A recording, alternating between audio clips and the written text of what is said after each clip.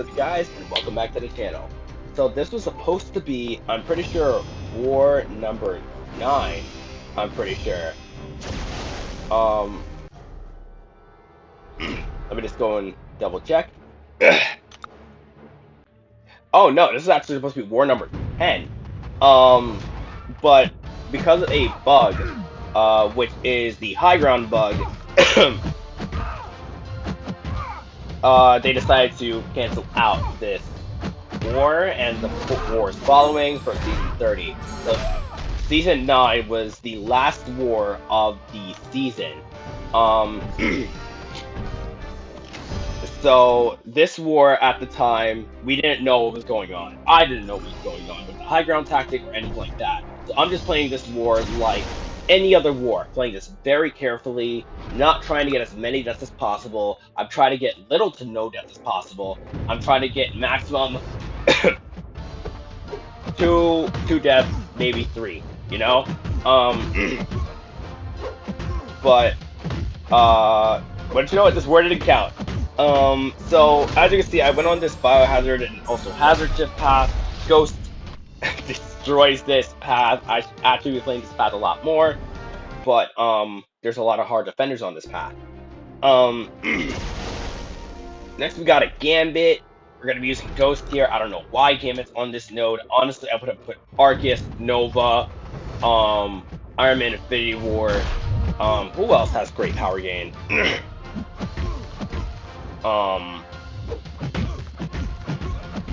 Hate to say this, but also probably Doctor Strange, because Doctor Strange is getting a lot of power gain.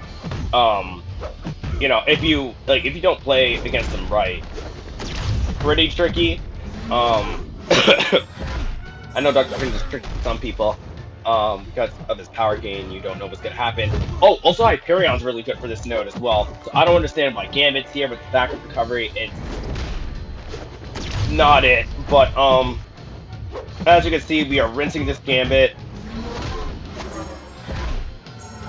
just very easily. You know, Ghost doing Ghost things. Go for an L1. Fight's over.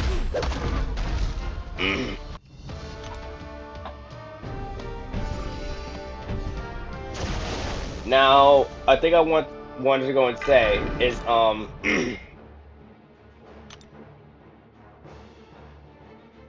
whatchamacallit?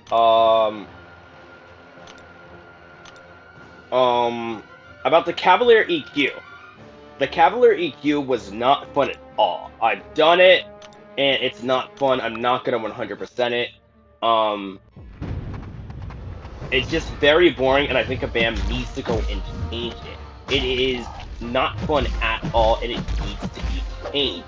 Or it needs to have its own difficulty, because, like, this month's Cav EQ, which is not fun. I think this should be a Throne Breaker level of difficulty level. It should not be Cavalier difficulty level.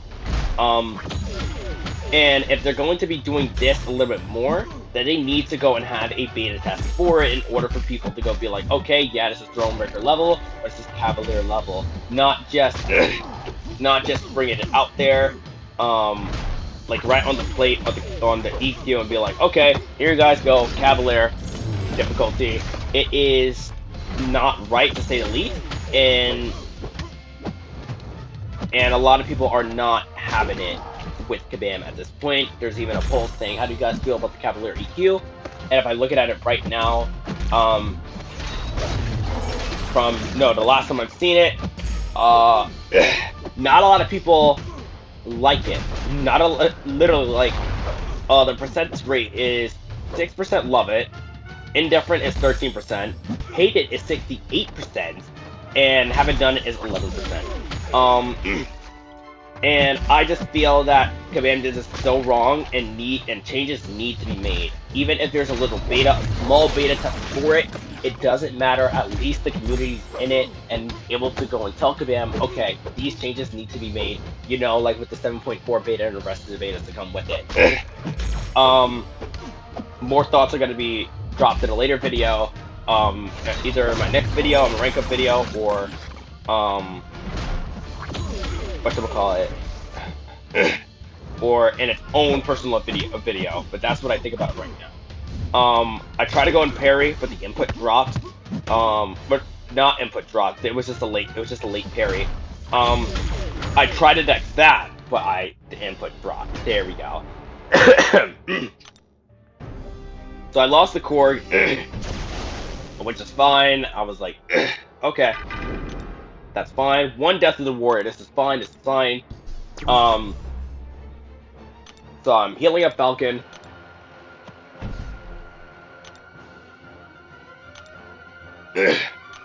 And I'm like, okay, time to go back into this match. So, getting the lock on, and as you guys can see in this, and I'm talking about the match now. But as you guys can see from my last war, I've been saying that I'm not going to be playing with intercepts anymore when he has the rock shield up. I'm going to be strictly passive, strictly defensive, making him want to come to me instead of me running after him. And that has been working like a gold mine. So, I'm going to be keeping this playstyle every single time I fight a Korg, because this is one of the best playstyles to do against him. As you can see, he's just going to hold block. He's not going to do anything, doesn't even go for the regular intercept. But I go for an SP2, and the Korg's down. Very easy fight.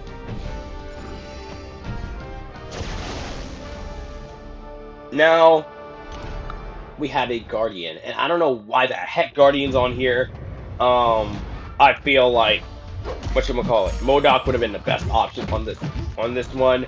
But, hey. We got a Guardian, I got a Ghost, I have a Wasp. You already know what we gotta do. So, he won't be perfect blocking anything at this point because of the unblockable. So, this fight's a win-win as long as I don't get an armor break on me. So I'm just playing this very carefully. You know, letting the phase do the thing, just going with the flow as Ghost, not rushing, not being hectic, just being very patient. Dropping L1, fight is done.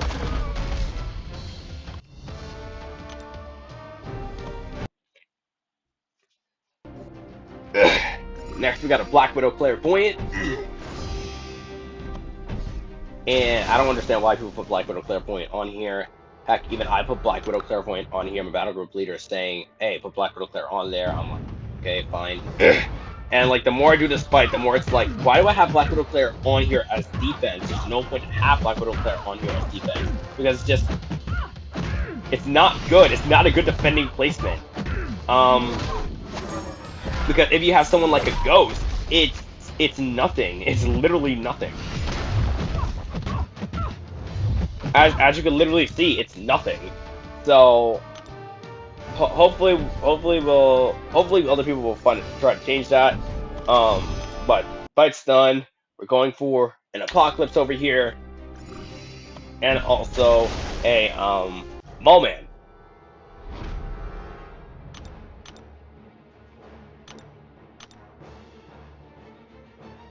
And this was the time when I realized that deaths don't count, because this war was whatchamacallit, this war was not counted.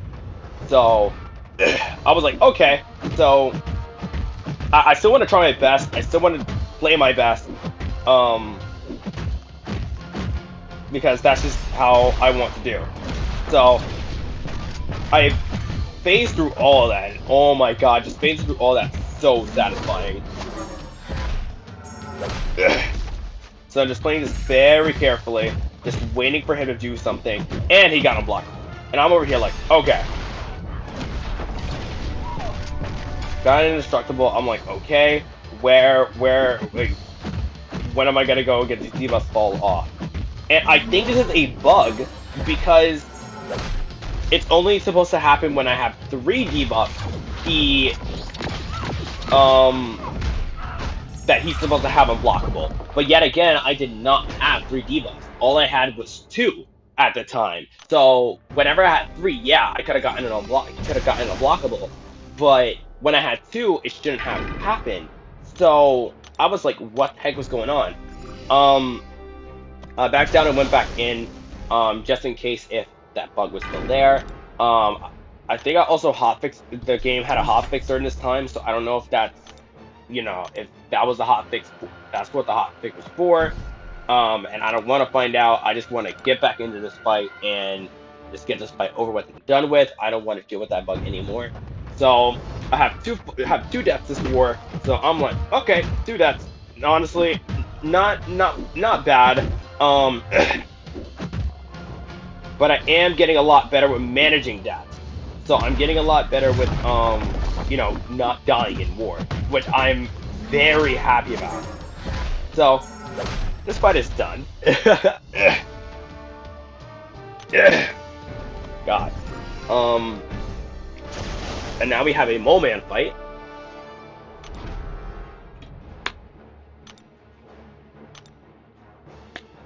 So I pop a regen booster. And I'm just gonna be playing Ghost.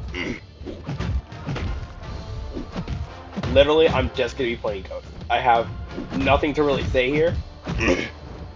All I just have to do is just time time the unstoppable correctly.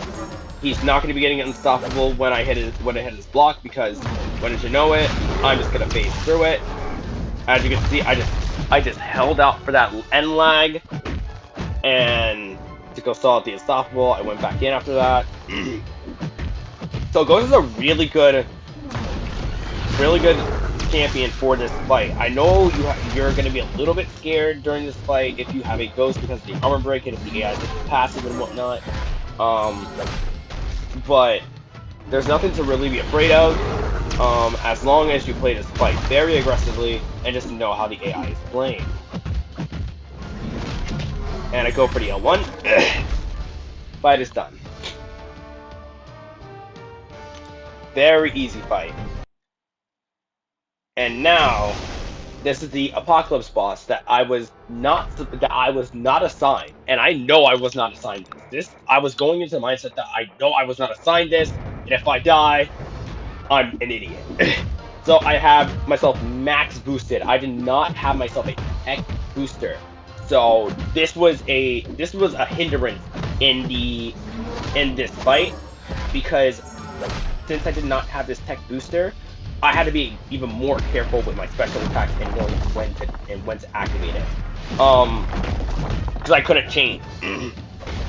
So I'm just being very careful. I do have a 30% health booster, a 30% attack booster, attack and health booster. This is the 5-hour booster, and I know you guys might be saying, why waste it?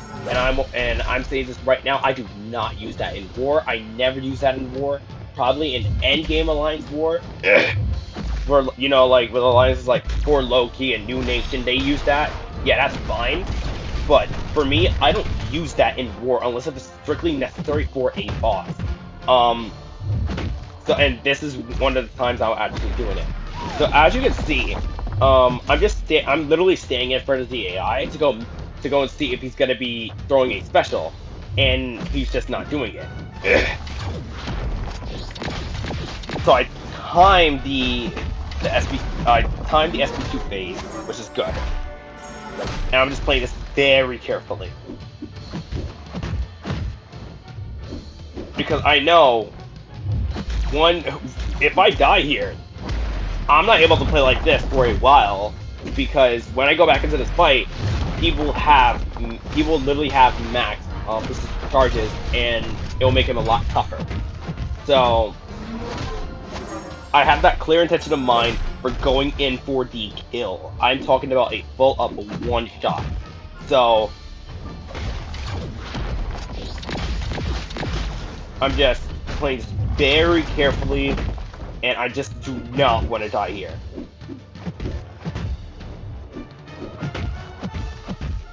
Going for the L2. He's at 13%, I'm at 51. So I'm in a good spot right now, but the fight is not over yet. Anything can happen. I do have 2 more indestructible boosts, so if he goes for the L3, I'll be fine. It will count as 1 indestructible boost. I go for the L2, and the fight is done. And I was very happy about that. This is when I told my lines in line chat. They were telling me great job, and I was like, I was nervous throughout that fight. I'm not gonna cap, but we did end up winning this war, even though it does not count. I am very very happy with that. And let me just say this right now. Once they said this war did not count, and once the news went around, I'm not even gonna lie. Every alliance, even my alliance, just stopped trying.